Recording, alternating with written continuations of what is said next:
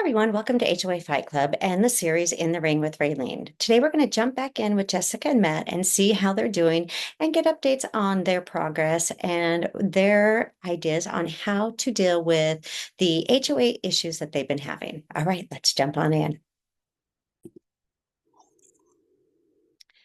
Hi, Matt and Jessica. How are you?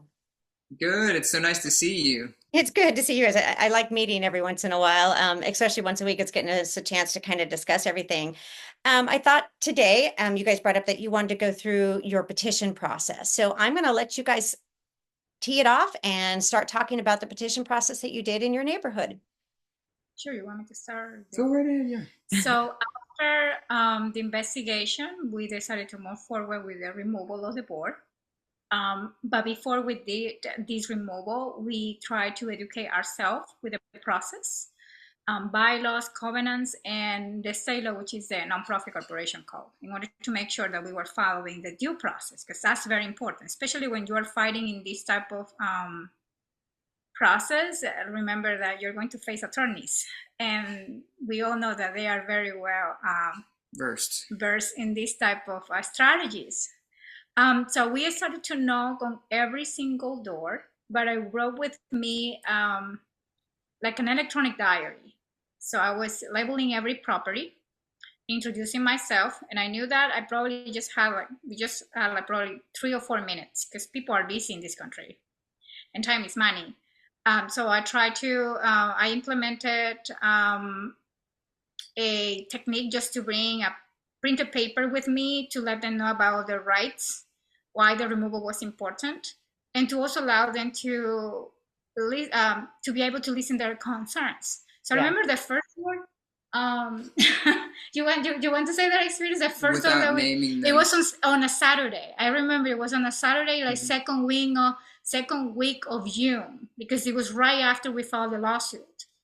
So we just knew that time was running, and between a lawsuit and until the hearing happens, it's probably just 30 or 45 days. So the clock was kicking. So we knew that we had at least a month and a half to collect enough signatures that we could until the hearing process, so that we can have these board members busy on the lawsuit and not keeping an eye on us, so that we can still have some type of conversation with the community. You want to say about the first door that let's stop right there for a second. How many homes do you guys have in your community? 118 houses. 118. So you went door to door for 118 homes. Now, how many did you need to be able to recall a board? How many signatures did you actually need? The bylaw requires at least a quorum, 25% of the 118 homeowners. But I'm a person that I normally try to exceed expectations. So I told him that we need at least a majority, and per the concept of the bylaw, the majority will be 51%. Yeah, so, you need to vote out a board, you'd have to have that majority anyways to. Yeah. So we collected, I think, if I'm not mistaken, 71 signatures. Nice. Yeah. Yeah. So and that involved not just the direct homeowners who were residents, but also the local investors. We tried the corporate investors. There was one that was relatively responsive, but the others were more difficult. How much property does the corporate investors own? Do they own a big percentage of the properties in there? That's a great question. Yes. So out of the 118 houses, the total amount of properties owned by corporates during this period of time, of course, now after the recall and everything that is in the news, some of them have sold the properties. Of course. But during that time, I think it was 38 properties. Out of 118. Out of the 118 houses, 38 properties owned by corporates. And individual corporations, right, had pretty large chunks. Well, as we went through the Transparency Act. Corporation. Oh, yes. So, how many houses? For example, can I name one of the corporations? So we'll just keep. Sure. I mean, these are public records. Sure. So one of the corporates that are here is Progress Residential. Is you investigate Progress Residential. This is a Delaware company. So the headquarters really is in Delaware, and some of their principal offices are in Arizona. But they own here between 10 to 12 houses. Just them. Just them. Wow. And now, are they a property management company also? No, Progress manage their own companies. They Right, just so they have their own. It's integrated. It's everything, and the CEO is here in Atlanta. So I Googled the CEO and I found his address, and I dropped off a petition personally at his house. We never heard from him, but I'm pretty sure that he heard about our case in the news. Oh, I'm sure. So with the first house, remember the first homeowner, when we knocked on the door, his main concern was that he received a citation for, I think, $1,500 because he had on his property, I think he has some bushes. Like a wooded area? Yeah, so he was taking care of his own yard, and he left, I think, like debris or bushes or something that is related more to the tree that he was cutting. And it seems that the board president at that time, she sent them a landscaping company, and the workers also took care of his own property. So she called that a self-help charge, and he received $1,500 as self-help charge. So he was asking how he can dispute that and receive a ledger, because they, in other words, they trespassed his property and took the cuttings. Or exactly. So I think that was the first house. There was a lot of fear, hesitant. People were probably with minimal trust of what we were doing. But one of the cases I noticed, or the principal action of these cases was because our community has two different subdivisions. So we don't normally are interconnected, and we don't really see each other because this is a working class community. So for me, it was very important to make like a draft of the houses and making red flags on my own diary when they were telling me that they didn't have access to their website for more than 8 months. To their portal. To their portal account. That they have received letters from attorneys, but none of them answered to their calls. That they have been receiving ledgers and links, like threats on the letters that they were receiving, not specifically a link, but the language that this law firm was using on the letters.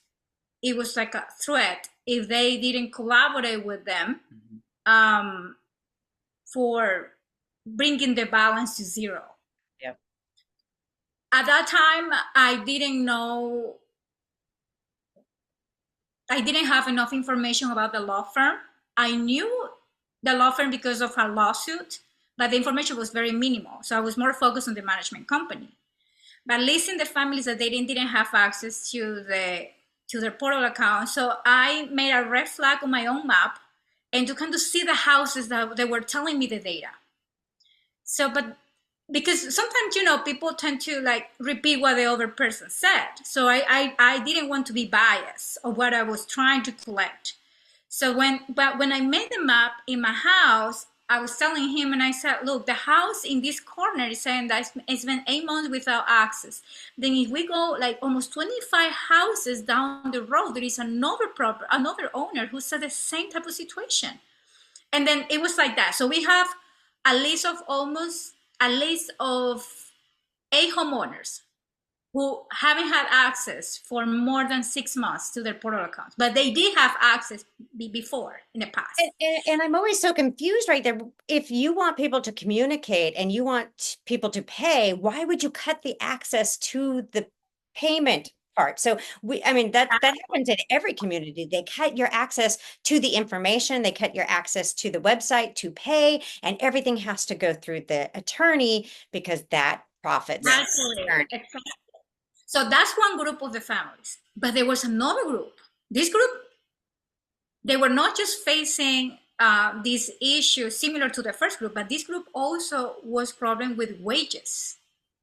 This is a group of almost 12 people who were telling me my wages either were garnished or they are still garnishing my wages. Oh. And I'm a person that is still learning English, so I was not familiar with the term wages.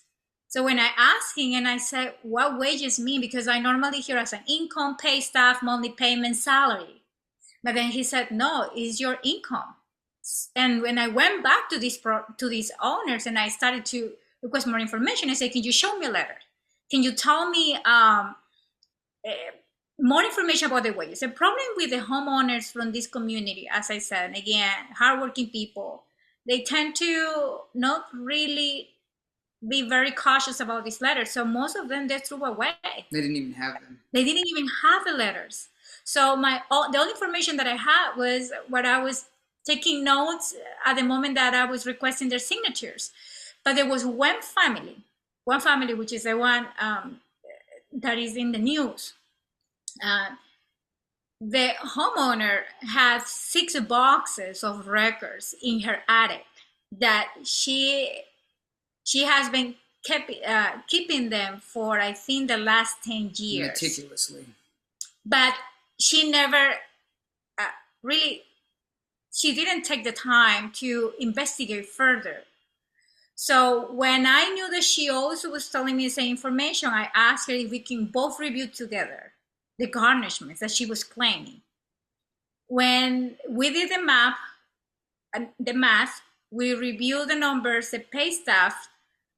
One of the key letters that was missing is the first one that she did remember that she received a notice of garnishment of wages, but it was after the first garnishment happened. And that's really important. Yeah, no, it is. The attorneys didn't follow a due process. So I asked her and I said, can you tell me more? Do you remember where the case started? And then she said, yes, it started here in Coweta County, but we don't know what happened after that. We never heard from them. We were trying to communicate with the management company, no responses. So that was the moment that Matt and I decided to move forward with the court system.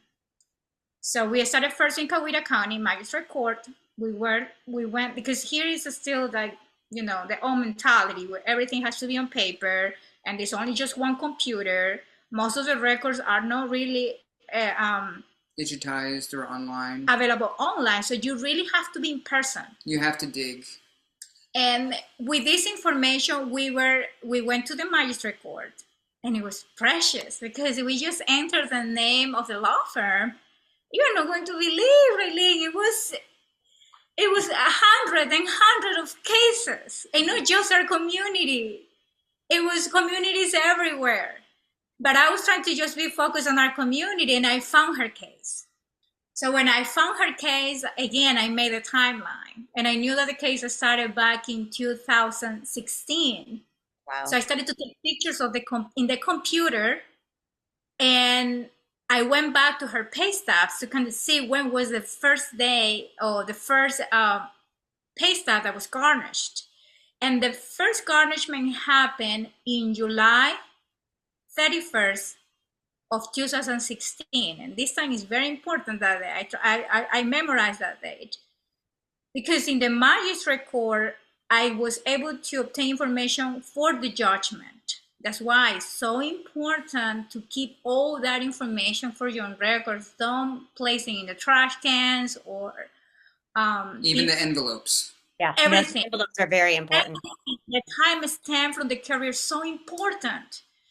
So when we were able to find the case, we talked to the clerk. She said, no, here in the Coweta County, she just received a judgment, but the garnishment didn't happen here. And I was just trying to think, okay, so we don't have information. You want to say something else? No, go ahead. We don't have information of the garnishment. So where else can we see it? Because it's so mysterious. And why isn't it in Coweta County? Exactly. Yeah, right. And then, well, we know because she lives here. So they filed the first, what is called a statement of claim here in Coweta because she resides here. But the garnishment never happened here. So we went to Google and started to see which websites the court can provide records. So there is a very useful website, which is one of those is pacer.com. That's more federal cases or bankruptcy. There is another one from Georgia, which is researchgeorgia.com. Researchgeorgia.com. And the third website that I was able to work with, I think, is pitch.com. Okay. But researchgeorgia.com helped me because I just entered her name and the data came from 3 different court systems. And it was surprising because we were under the impression that this just happened here. And that they garnished here. So we... Well, and why would, and I hate to interrupt, but why would you even think of Research Georgia? I mean, where do you come up with these, Google searches that you can get this kind of information? I mean, Research Georgia, I've never even heard of. So when you start to look, you want to find public record of courts, you know this, It's your bread and butter. But you want the dockets, the court dockets of the pertinent court, if they garnished or they made some legal action, let's say for our attorneys. And the records, the ledgers, because they have to submit ledgers. They have to submit evidence to why are they submitting this garnishment. And so normally they have the spreadsheet from the HOA as the justification as why they're trying to claim this debt. And they probably have a lien. Yes, that's the first step, the lien. So the first step is they request a judgment from court which grants them the right to funds from one of our homeowners.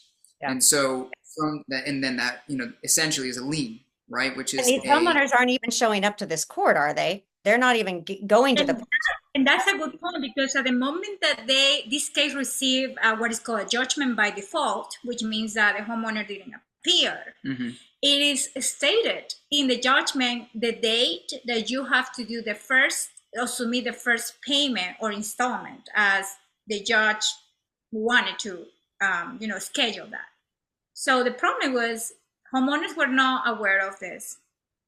They didn't show up. They were not present during the court hearing because of their job, and some of them, they don't have flexible jobs. And they failed the first payment. At the moment that they failed this first payment, that's the time what these attorneys start working towards the garnishment. But before a judgment is granted, a lien, most of the time, a lien is filed. So the lien is the first step. Then they come with the court hearing or the statement of claim. But for that instance, the management company in our situation, I don't know if this happens in other communities, but here in our community, the management company was filing the liens. It was not even the board. The management company. Now, were these homeowners current on their actual assessments? They were only past due on the fines and fees part of it, right? Were they paying their monthly assessment at that time? Do you remember? A mix of cases. But all comes to the same base or origin, which means that there is no really a communication. There is an obstruction of the rights to have access to ledgers.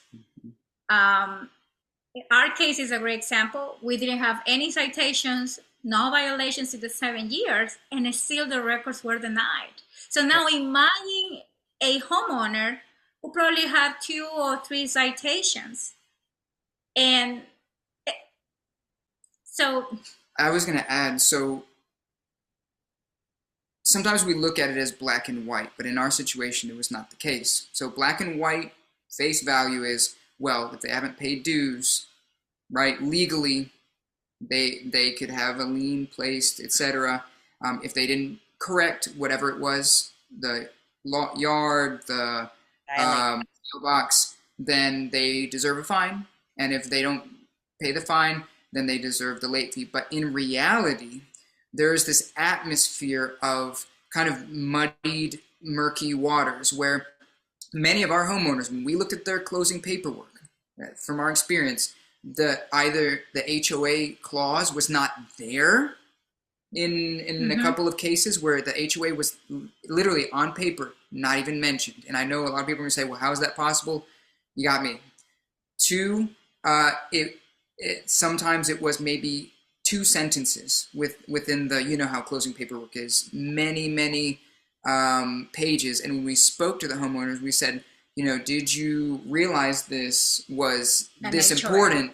Did you realize the gravity of what the HOA could mean for your constitutional rights? And they would say that the, you know, whoever was brokering essentially didn't mention it. And so it got lost in the paperwork. Our closing is an example. Our closing is an example. When we closed in 2018 in July, and before that, it was almost a year of working in paperwork with the realtor, the builder. No one mentioned that this was an HOA. Until the day of closing. The day, because I like to read, and they were pushing me and rushing me with a check and everything. Yeah. And I was just moving the paper, and I said, wait a minute. What does HOA mean? I have here something that says HOA. And they said, oh, well, you pay, so you'll be fine. Raylene, just in a minute, the attorney told me, you shouldn't have any problem. You have an excellent credit score. You look like a very responsible person and citizen. Don't worry about it. And just keep your property clean. And we're their pen in hand, right? So there's this duress that naturally happens with closing with homeowners who are not legal professionals. And if there's not a full disclosure, because, you know, with paperwork, that gets glazed over often, right? We say, well, you signed it, but no, in our occupations, we know that full disclosure is very much a legal concept where there should be, you know, maybe on a state or national level, a required education that comes, a pamphlet and something they're required to disclose to the home. And we were first-time buyers. We just have a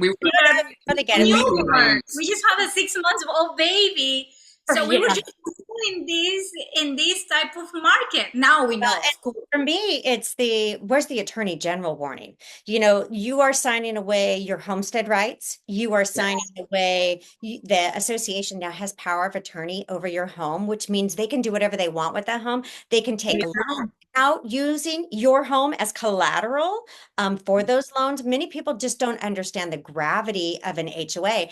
And like in my state, in Washington state, some of these plat communities that are just houses, not condos, but they don't even have to do a resale cert. And I mean, I'm sitting in legislation talks with the real estate brokers of Washington state are advocating for no resale cert, for no disclosure prior to purchase for these plat communities. Think about that. I mean, no disclosure because it's too burdensome for the board of directors. Well, this is a burden on homeowners and consumers to be saying that we're educated and that we should know. Washington state, you don't need an attorney there when you're signing your documents. You are just in there with your title company person and they're just brushing, you know, thousands of documents in front of you. And the title company has nothing into it. The lender has no skin in the game. They're just putting you, like I said, the homestead rights alone, the homestead rights and the power of attorney rights alone should be disclosed. There should be an attorney general warning across the United States that says you are buying into this. This may put you in jeopardy of some sort. So continue.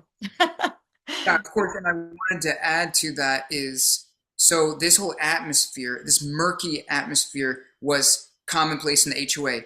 If you would email, it would go to one email, and we believe, based on evidence, that it was really one person managing the email. This was the property manager or the now ex-board president. As far as we've been told that other directors did not even have access to that email, so there was a bottleneck of information. We have homeowner testimonies where they would say, I tried to verbally reach out to the property manager and he gave me the cold shoulder. He didn't even answer. Or they tried to go to the office. Yes, in person. And did not have a responsiveness or openness. Like in our case, when we went to pick up the records during the lawsuit, although first they tried to stop a request. I was just working today with those emails for another news reporter. And one of the responses from the management company was that we are not entitled to receive records because we were in the middle of the lawsuit, and I have to reply back to him with Georgia and law. I cited the Georgia law, and I said, no, sir, you're wrong. Our state law says that regardless of the lawsuit with the association and the management company, we are still entitled to receive these records. So let's move forward with the records. And after that, he replied back and said, well, let me transfer your request to the board attorney. So you can see all the schema obstacles and all the used attorneys to see if we can kind of back up or have some type of fear. And I'm not a person that I'm deterred from this type of strategy. So I went again and I answered to him and I said, in order for an attorney to take care of our case, a board should make a vote. Now, it's just a simple request of records. I don't think an attorney needs to be part of this request. And well, if ever that is a great point because that happens all the time. And I'm actually in discovery in a court case in Nevada, and we can't even get the meeting minutes from the attorneys. They're denied. I mean, the discovery has been delayed 3 separate times because the insurance attorney over the association won't turn over records. Not one record have they turned over. How is that even possible? That you're not turning at least the meeting minutes, the agenda, something, why are they able to do that and stall a court case and delay it? I mean, delay, deny, deflect. We already know that that's what they do because that's how they get. I think attorneys for HOA, and I've talked about this many times, but they're predators and they're kind of, and this is going to sound kind of like a prostitute. They have to do bulk billing to get their money in, so they just that's what they do. They're out there just putting themselves out there on hundreds of cases, and they just keep paying. They get paid no matter what, so it doesn't matter if they're right or wrong. They just get paid, and that's why they're predators, because they are taking advantage of a nonprofit corporation and the members of that corporation. So I think it's really important to really show that it's not just one person asking for records. It's people across the United States cannot get access to the records. So we talk about corporate transparency, and we can have that whole conversation, but that's part of it. This is a corporation, and we demand corporate transparency. Absolutely. If ever there was a litmus test for if you have a toxic HOA or not, and I told this one of my family members, he said, hey, you're doing all this HOA things. And I was like, yeah. I have to. And he said, well, should I be worrying about mine? And I was like, yes, you should. And he said, well, what do I do? Ask for records.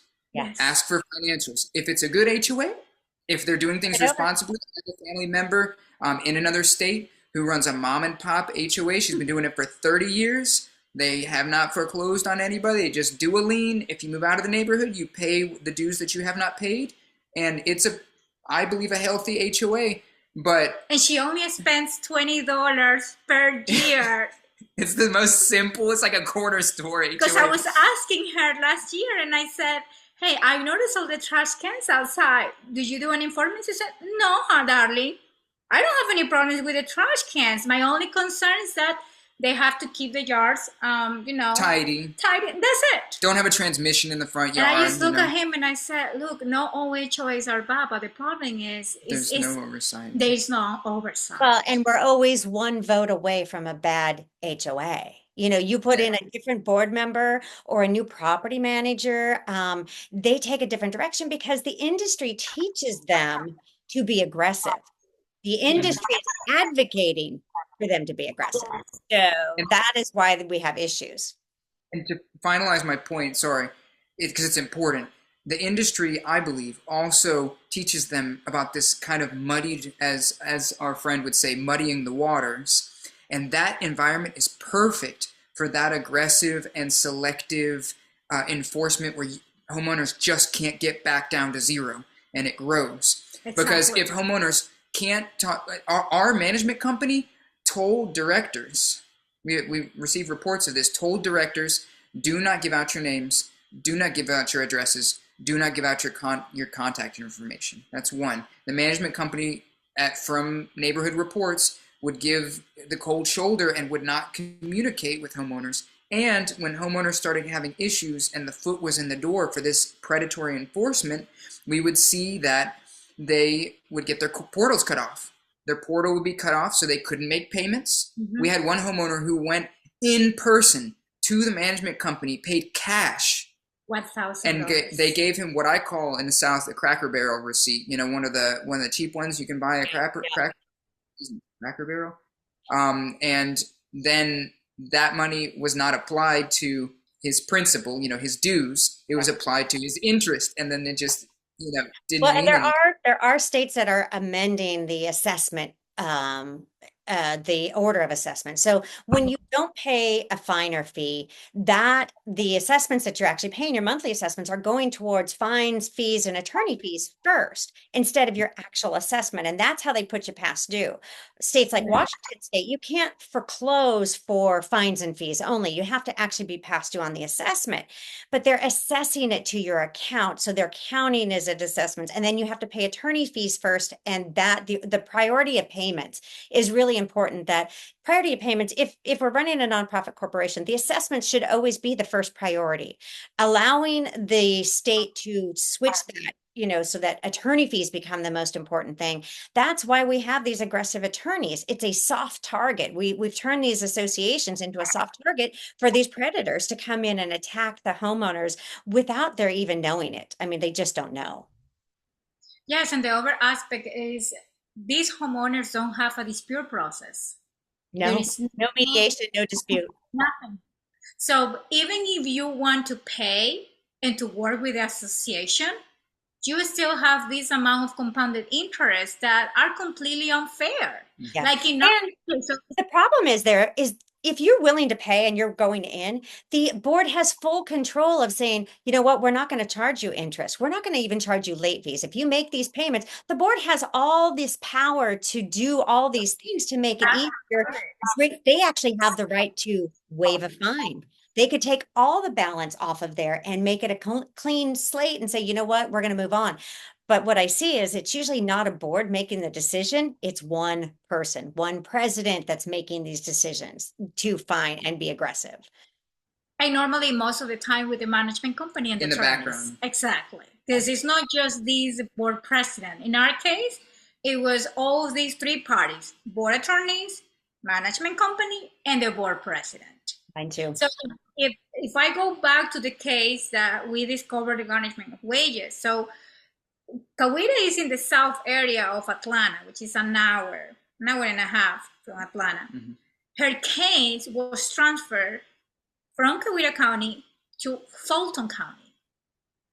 That's how we discovered. So we drove to Fulton County, which is an hour and a half. We were very committed to in the city, records. An hour and a half in traffic. Exactly. So while I was waiting in the parking lot, because it's expensive, almost $25. She was cruising while I was investigating. And I said, go inside the court, take pictures, envelopes. That's it. That's the main part. The envelopes, the stamps, the ledgers, every single number that you can find. So that was the first court that we had then now a new idea how these lawyers were working. What we noticed in the envelope that they submitted in the court system from Fulton County, which is an hour and a half away from where we live, it matches with information from the homeowner. She suffered the garnishment of wages in July the 31st of 2016, and she received the notice in the second week of August, 15 days after the garnishment. When we found the envelope in Fulton County and we compared the information with the notes and said, bingo, it is, she's right. The cart was before the horse. Exactly. The garnishment came, as far as we could see from the evidence, before the actual notice of garnishment. So of course there was going to be a default judgment. Of course she was going to miss her court date because we didn't see any notice of it. So then, how are they serving these people? Don't they have to have proof of service that they've served these people? That would be my. The court, from my opinion, Fulton County failed to verify this. Wow. Fulton County, and I think it happens everywhere, because this is not the only case. This is just the studied case that I took as an example for the senators.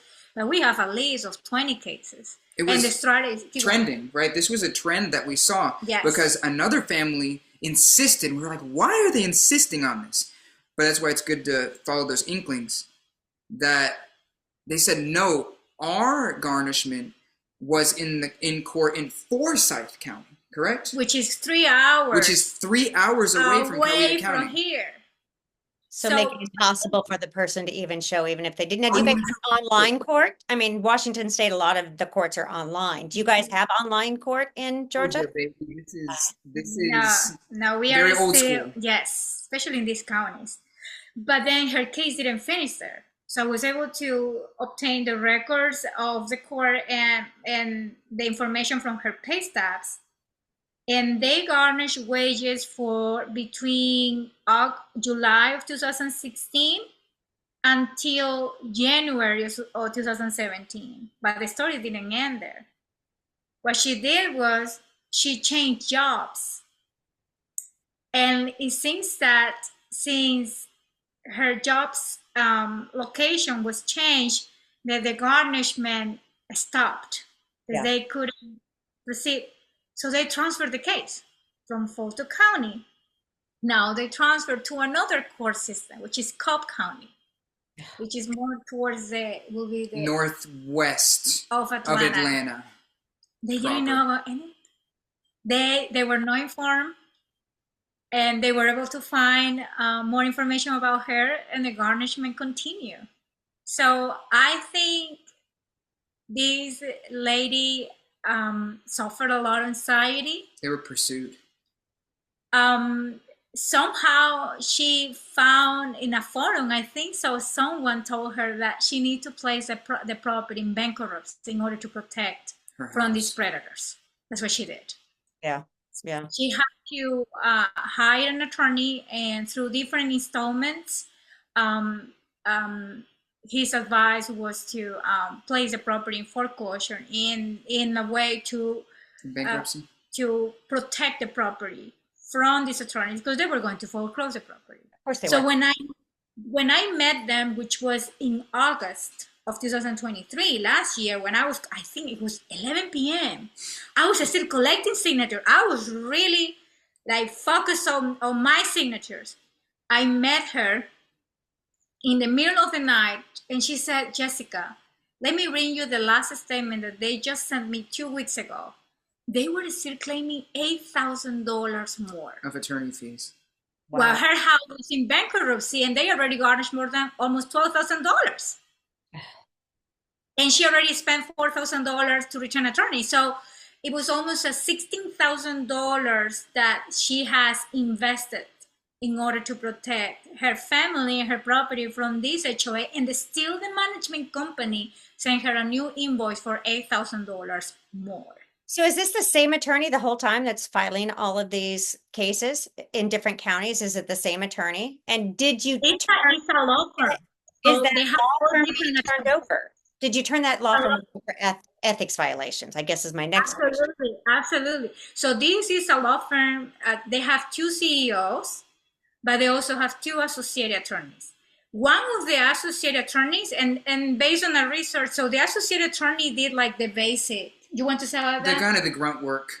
Yeah. Yes, the basic items, for example, running a meeting or helping the board to navigate with explanations. Mm-hmm. But the CEOs, those are the big fishes. Mm-hmm. They are the ones who were really taking into these families wages, or the more, I would say, the more profitable houses or accounts.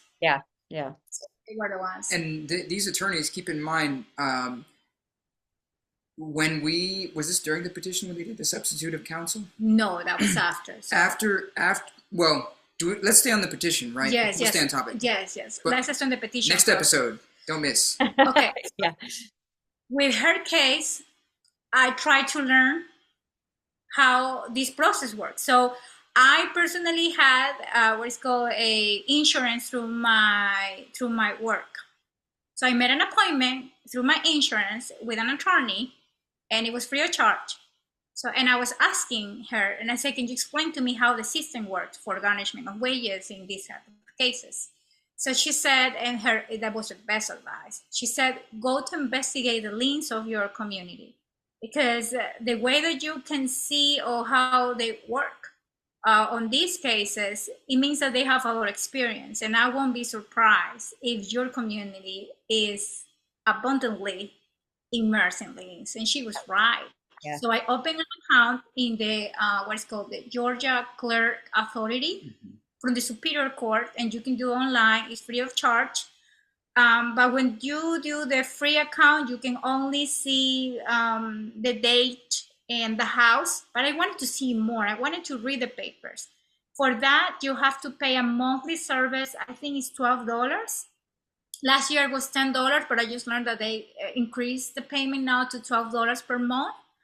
But yes, so I pay for that, and we found more than 250 liens. More than multiple liens on homeowners. There were houses. My community was horrible. My community had, out of 130 homes, every single home had a lien or foreclosure on it in the time span that this one board president had been there, except for hers and the boards. Theirs was the only ones that didn't have liens or foreclosures that were happening on their homes. So every single home, and it's on the NC Washington State, my county, King County, all that is free information. You can just log in, you can type in the name of the association, and it pops up all the liens, and you can see who the attorney is, what liens they've applied. That is the amount of money that they were claiming. Yeah. Yeah. And here's my thing. I always give the example of trying to kill a fly with a sledgehammer in your house. The opposing argument is, right, well, liens are necessary. We need to do liens, and I'm sure that there is a moral way to protect the association, make sure that we get our assessments in. Right. In reality, having 200 liens in a community of 118 people, our titles were so dirty. I don't know how people could refinance. I don't know how people would come into the neighborhood if they would look and do a title search, trying to purchase houses. How is the HOA furthering property value growth if they're going around with a sledgehammer and foreclosures, liens, garnishments? How is that furthering the HOA's supposed mission, which is property values? Well, and how is that not showing up on when they do the house evaluations? When you go to buy a house, that should show up that there are, 500 liens in a property, that should show up on the evaluation of the home, because that is really important for homeowners to know. And I don't think when you're buying a house, you don't think, oh, I should go to the King County or the county website and look and see how many liens are applied on that. Nobody does that because you don't even think about that. But I would now, if I go to purchase into a home, into a community now, I would totally look it up on the county to see how many liens and foreclosures have happened by that association. So that is really key for consumers to know how many liens and foreclosures have happened, because it's not being disclosed. It's good that you mentioned that topic, because the sadness part, although I love data, but every number for me was a family. Mm-hmm. It was a family. Yep. I still remember here on my table, I have all this paper on the table, and I said, oh my goodness, God, I know it's numbers, but these are families right now that are on my hands. When I discovered the liens during the petition process, that was the hardest part, because you came with a duty that now you know this information, you have to release information. Yep. Really, people were crying. No one knew. Yeah. Oh, yeah. No. Mine too. They couldn't believe me. They thought that I made up this information, and I really had to build I have to build a system of communication for them, it was through flocknote.com. It was a system that we learned from our local church. So I told him, and I said, hey, we need to communicate with the community. Although it's a petition process, now the information is more crucial. This is not just a simple game. We are now getting into a families. We are people who have filed bankruptcy. These are families that are struggling financially. Yeah. So we build a communication system, very close communication system with the community. So we created 3 different accounts with flocknote.com. The first 50 accounts are free. So I created 3 different accounts in order to have 50 homeowners per page, a list. and we were sending communications. So when the liens were discovered, we announced that more than 250 liens have been discovered in the entire community, and we are going to start living in every single mailbox. And that's what we did. So I printed each one of them. There were houses that had 4, 5, 6 liens over 20,000. There were thousands and thousands of dollars registered of debt with these property owners. Now, another aspect that I wanted to go back with the first house, which was my study case, because that house helped me to understand how the system works. With her, and I'm going back to your point, it is true. There were many houses that were sold between the years of 2005 and 2010 in this community during the financial crisis of the house market, with liens. They were never released to the property owners. And you know why? Because the same owner of a management company that was handling the HOA, she was also the broker, and she was selling the properties. So she handled the entire process of the sale. Of course, she was not going to release the liens. She was not going to release the ledgers. That's why many families are purchasing houses with ledgers in ignorance, because no one revealed the background of these properties. And we don't have a law for that. No one was really watching what she was doing. So that's somebody was watching. It was, their education. They're educated on how to be predators. For the government to not see this, it's just mind-boggling to me that you are putting, and your community is a perfect example of, there's a lot of immigrants in your community. There's a lot of non-speaking, non-English speaking citizens that live in your community. Nothing comes in, Spanish or another language. I have a lot of Russian communities or Ukrainian communities. Also, it's not just the Spanish communities, but they don't come in your language. So Washington State is actually, we're pushing in the foreclosure notices to have those notices being sent in whatever language is preferred by the homeowner. Because I have a Vietnamese family. So we're trying to get that, but the governing documents don't come in a foreign language. They're only done in English, and everybody's expected to know and understand them when they purchase into these. The board gets treated as an uneducated volunteer, but the homeowner gets treated as the most educated person that they should have known. They should have known is what they're saying, but there's no warnings. There's no, attorney generals saying, hey, you need to be aware of these communities because they do have ultimate power over your homes. And by the way, we've given away your constitutional rights of the Homestead Act and all the other things that would protect you in these communities. Yes, and in fact, what you just mention regarding the bylaws, with all due respect, not even American people who speak English understand these bylaws. They don't. No, this is so difficult. The language used, and in our case, is very outdated. It's from 2003. Yeah. And there's documents written in 1960, 1970, 1980, mine was written in 1993. That's a long time ago, and things have changed so much since then. But these governing documents are renewed every year, automatically. So even if they're outdated, and we got to remember, why was HOA created in the first place? HOAs were created in the first place to keep the riffraff out, to keep the minorities out, to keep those, they were created to keep your property values up, which they don't do.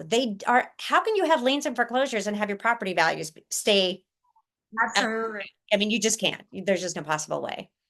Absolutely. Yes. So during the petition process, we discovered the liens. We started to organize the community. So every 3 weeks, we schedule meetings with the community. The town hall. I think the first I remember participating with those. Yes, I do. Yeah. I was going around the entire county asking churches, organizations to help me with the space. People started to be more engaged. Yeah. And I made slides for them. I put as much as I can a very easy information, because it was a lot. This is really an entire process of investigation. And I didn't want to overwhelm to this community that just started to open their eyes. Yeah. So we addressed the links. And of course, the question was, why? how this happened and no one ever informed me that my property had 3 or 4 liens. Why this property had a ledger that was already registered with a debt and I was not told by the broker.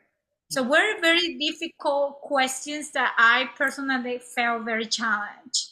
Yeah. Very challenged because although I was leading with him, both of us, we were leading this change. As leaders, you normally have all the burden and the pressure on your shoulders. And you know that if we give a false information, that the first people that they are coming will be us. Yep. So I was fully aware. I was fully aware that we were already on their target. Yep. So we went house to house. Yeah, we were house to house. People's living rooms. We organized the community every 3 weeks for meetings, and we did hybrid meetings. Every meeting was hybrid. It was so more in person. Whatever means can work for you. I try to accommodate everyone. Of course, you are not going to make everyone happy, but you are trying to do what is best for everyone. Text alerts, email alerts. We built a messaging system through flocknote.com that helped also, and we were sending every single week communication because keeping the community engaged it was our main force for this recall process. Well, and I think that people need to understand that too. It's real easy to complain about HOA. It's really easy to complain. But to actually take action and to make a difference, you can't just complain. You have to come up with solutions. You have to educate. You have to, just like you said, nobody comes into these communities educated.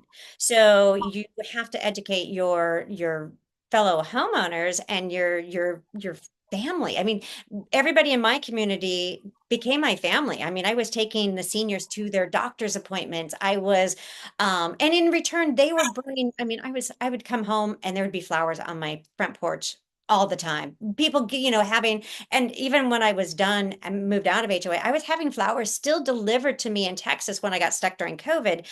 People that I was helping were sending me flowers. And, I'm like, look, don't waste your money on flowers, but they are so appreciative that somebody is releasing them from the bondage that they're in. And it is bondage. So we only have about 5 minutes left or so. So let's kind of wrap up the petition process for the day, because I think that this is a good point to say, and we'll move on to on the next week. But the petition process is not an easy process. And to get educated, that is the key, is the education. So if you're going to start that petition process, you started with all the education and that, but just to go out, what if you're in a community of 5,000 homes? Where do you start? Where do you start in that community of 5,000 homes for a petition process? The point is that you find the way, I think you say this, that works.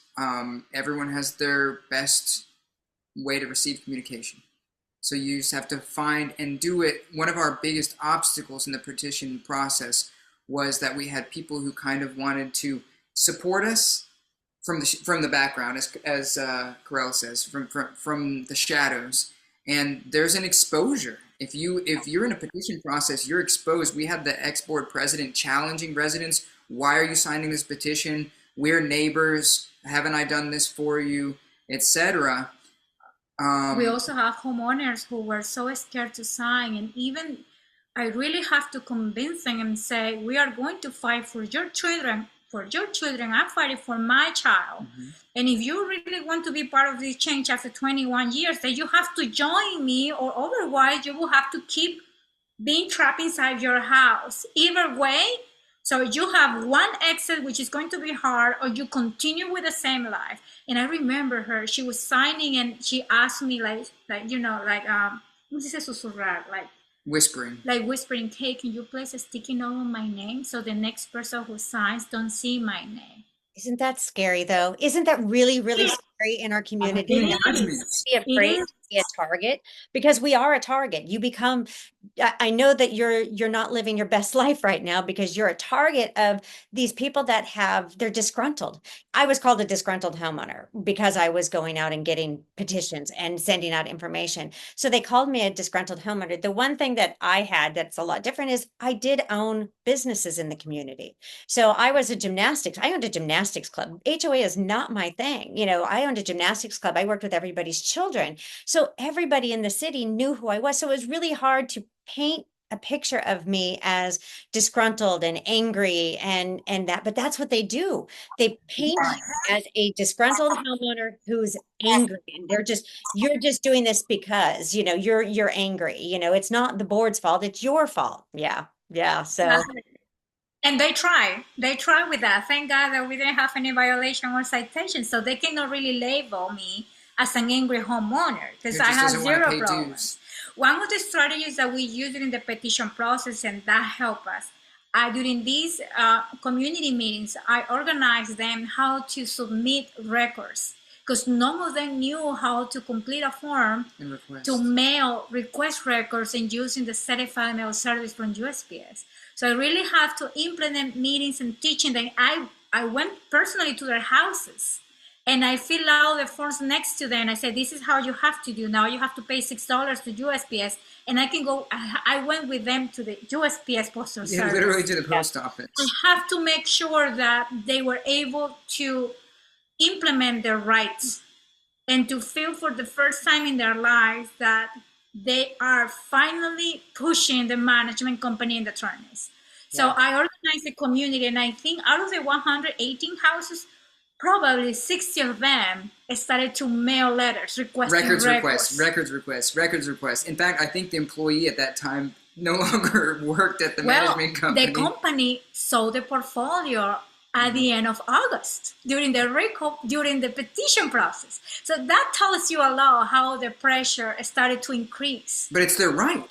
Exactly. The records are their right to have. So I think the management company learned that after 2 decades, now these homeowners were more educated. They were fighting for their rights. And I was so happy to see that change. Yeah.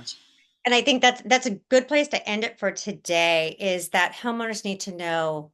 They need to be educated. They need to know what their rights are. Unfortunately, there's not a Jessica and a Matt or a Raylene in every community, which is why I love doing these series with you, because I think that taking it step by step and breaking this down, because this is not just an easy process to actually start a recall of a board, we haven't even started on the recall yet. So we haven't even gone through that whole process, which we'll get into, but the actual petition process of getting your homeowners and your neighbors educated of the process of, we have an issue in this community and here's the solution, but the solution is not easy. And you're going to be now you're on a list, now you are a target. And how do you protect our communities from these predators is really key. And the only way to do that, in my mind, is come together as a community. There is power in numbers. And so when people say they can't make a difference, you can. It's just not an easy process. And there should be a better process. The government should be implementing a process that we can contest things, that if you're not getting records, you should be able to go to the Attorney General's office and say, they're not turning over records. The Attorney General sends out a notice. And if they don't pay, the civil penalties, the civil penalty for a board of directors, it shouldn't go to the association. It should actually go to the board that is not doing the record turnover. So that board should be assessed a fine for not following the governing documents that they are supposed to be enforcing. But there's no fines and fees for the board to have to deal with. So I think it's just a really easy process to become a tyrant of a board. And I love the term, there's a lot of boards that are tyrants and meddlers.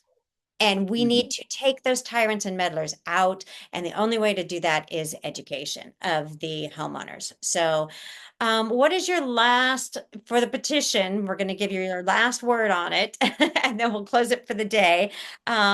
What is your last recommendation for starting the petition process? What would you tell everybody that, what is the one message you want to get across to everyone? Meet your community. Yes. If you meet the community, I assure you, you will have 100% success. Yep. Yep. We won't be able to have a successful recall as we did. And I think the success came after we finally saw the numbers of the people who show up in that meeting. But trust me, the night before the recall day, he and I, we were fighting in the house because the fear came in your mind and conquered his mind. I still remember 3 a.m. in the morning, we were still counting process because that's the other stage of the recall. Yeah. Process in order to dominate the meeting. And he sat down here and he said, what about if we lose? And I'm South American lady, and I'm a person that I don't see that's an option. And I told him, we can lose. Yeah. If we lose, they're coming after us, after a property, after a ledger, they are coming to eat us alone.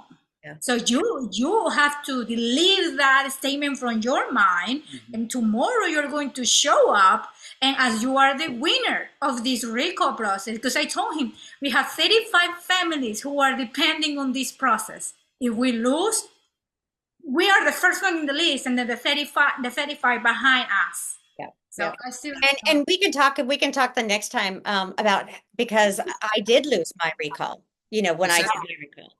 The sentiment that we really pushed, because the main obstacle in a petition phase is people wanting to support without exposing themselves at all. Yes. And that is not possible. So I always explain to them, we would explain to them, if you stay on the outliers, you are more at risk.